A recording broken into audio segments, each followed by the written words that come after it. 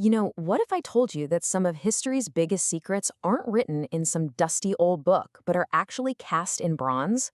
That maybe, just maybe, ancient architecture holds a hidden code, a kind of mathematical prophecy, just waiting for someone to solve it? Well, that's the big question we're diving into. We're looking at a pretty wild theory that says yes, you can. It suggests we can use geometry and ancient measurements to unlock a hidden timeline inside the story of Solomon's temple. And the key to this whole mystery? Two pillars. And we're not talking about just any pillars. These are two enormous bronze columns that once guarded the entrance to one of the most famous buildings in all of history. According to the source material for this, these aren't just for holding up the roof. They're a kind of symbolic calculator. So here's how we're going to break this down. First, we have to learn the columns' secret language. Then, we'll jump into the math to figure out their volume. After that, things get interesting when we find a little anomaly in the numbers, a message in the margin, you could say. We'll see how that's used to time a specific prophecy. And finally, we'll see how this one calculation expands into a whole theory about their purpose.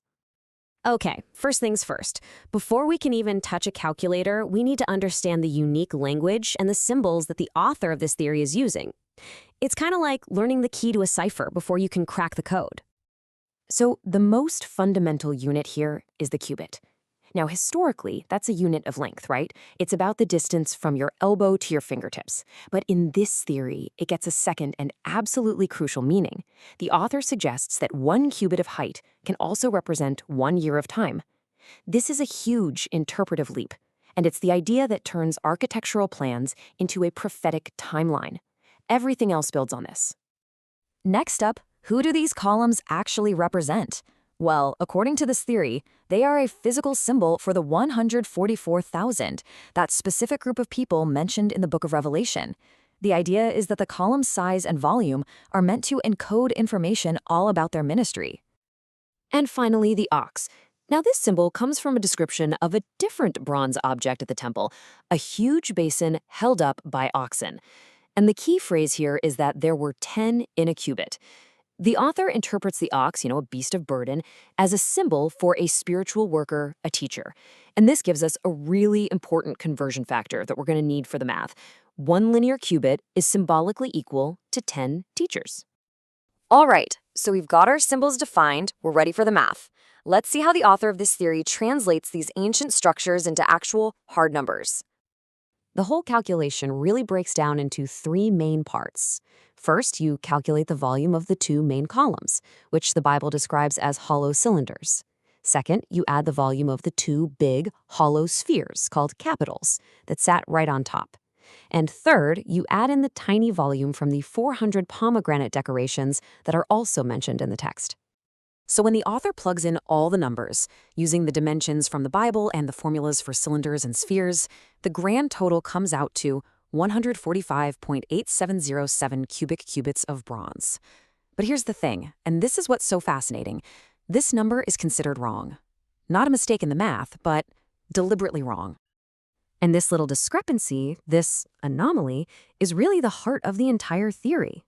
The author believes this mathematical leftover isn't a mistake in the ancient records, but a hidden message. So here's the central conflict right here. The actual physically calculated volume is just under 146 cubic cubits, but the symbolic volume, what it should be according to the author, is exactly 144 cubic cubits. Okay, so why 144? Well, this is where that symbolic math comes back into play. Remember the oxen? The theory said 10 oxen fit in 1 linear cubit. To figure out how many fit in a cubic cubit, you just cube that number. 10 times 10 times 10, which is 1,000 oxen. So if 1 ox equals 1 teacher, then 1 cubic cubit of bronze represents 1,000 people. You multiply that by 144 and boom, you get a perfect representation of the 144,000. It's just a really clean symbolic fit. So, this leaves us with that little bit left over, an error of 1.8707 cubic cubits. The author argues this isn't just waste. It's not a rounding error. It's the whole key. It's a message, encoded right there in the margins of the architectural blueprints. So what does this secret message say? Well, the author uses this exact amount of extra bronze to calculate the duration of a specific biblical event, the punishment of the fourth trumpet. Okay, let's walk through this carefully. First, that error volume gets split evenly between the two columns.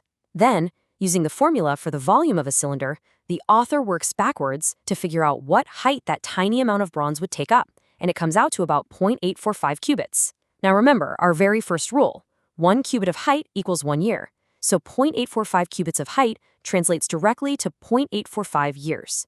You convert that to days, and you land on a pretty stunning result. Almost exactly 300 days.